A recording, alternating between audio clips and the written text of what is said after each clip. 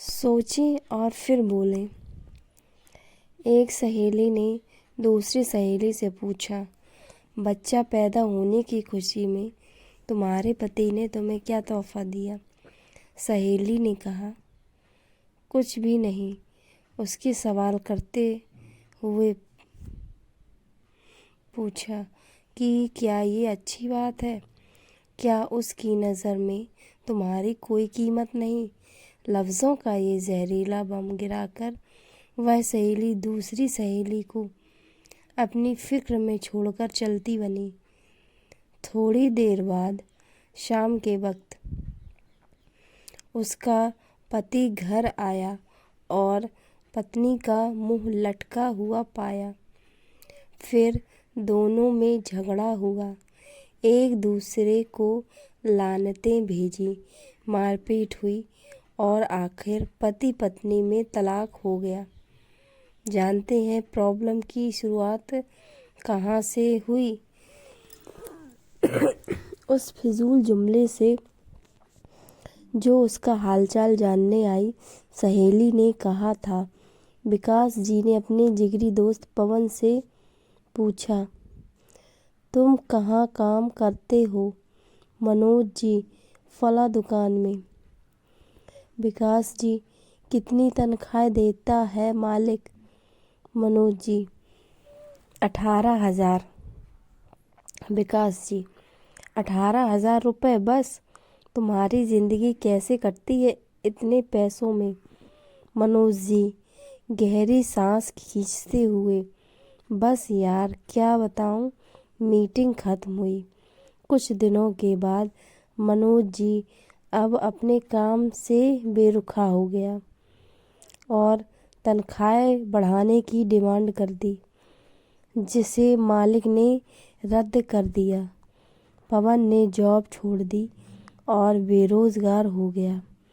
पहले उसके पास काम था, अब काम नहीं रहा। एक साहब ने एक शख्स से कहा, जो अपने बेटे से अलग रहता था, तुम्हारा बेटा तुमसे बहुत कम मिलने आता है, क्या उसे तुमसे मोहब्बत नहीं रही? बाप ने कहा, बेटा ज़्यादा व्यस्त रहता है, उसका काम का शेड्यूल बहुत सख्त है, उसके बीवी बच्चे हैं, उसे बहुत कम वक्त मिलता है। पहला आदमी बोला, वाह, ये क्या बात हुई? तुमने उसे पाला पोसा, उसकी हर ख्वाहिश पूरी की। अब उसको बुढ़ापे में व्यस्तता की वजह से मिलने का वक्त नहीं मिलता, तो यह न मिलने का बहाना है। इस बातचीत के बाद बाप के दिल में बेटे के प्रति शंका पैदा हो गई। बेटा जब भी मिलने आता, वो यही सोचता रहता कि उसके पास सबके लिए वक्त है सिवाय मेरे। याद रखिए, जुबान से निकले शब्द दूसरे पर बड़ा गहरा असर डाल देते हैं। बेशक कुछ लोगों की ज़बानों से शैतानी बोल निकलते हैं। हमारी रोज़मर्रा की ज़िंदगी में बहुत से सवाल हमें बहुत मासूम लगते हैं, जैसे तुमने यह क्यों नहीं खरीदा? तुम्हारे पास यह क्यों नहीं है? तुम इस शख्स के साथ पूरी ज़िंदगी कैसे चल सकती हो? तुम उसे कैसे मान सकते हो?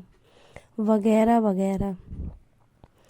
इस तरह के बेमतलबी फिजूल के सवाल नादानी में या बिना मकसद के हम पूछ बैठते हैं, जबकि हम यह भूल जाते हैं कि हमारे ये सवाल सुनने वाले के दिल में नफ़रत या मोहब्बत का कौन सा बीज बो रहे हैं। आज के दौर में हमारे इर्द गिर्द समाज या घरों में जो टेंशन टाइट होती जा रही है, उनकी जड़ तक जाया जाए तो अक्सर उसके पीछे किसी और का हाथ होता है। वो ये नहीं जानते कि नादानी में या जानबूझकर बोले जाने वाले जुमले किसी की ज़िंदगी को तबाह कर सकते हैं। ऐसी हवा फैलाने वाले हम ना बने। तो दोस्तों, कैसी लगी ये हमारी स्टोरी हमें कमेंट बॉक्स में बताएं और ऐसी ही ज्ञानवर्धक कहानियों के लिए इस चैनल को सब्सक्राइब करें। धन्यवाद।